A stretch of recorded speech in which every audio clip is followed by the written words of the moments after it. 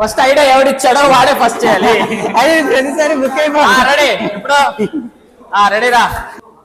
సల్మాన్ ఖాన్ వాడే ఐడియా కాబట్టి ఎలా చేయాలి ఎలా వేసుకోవాలని చెప్పి వాడు ఫస్ట్ చూపిస్తాడు.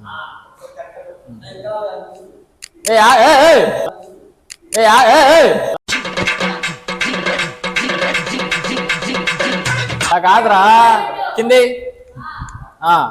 ఇప్పుడు ఎలా అంటే ఇలా పెడితే ఈజీ అయిపోద్ది. సో ఏం చేస్తామంటే మడత పెట్టి తర్వాత స్టార్ట్ చేయాలి. రెడీనా?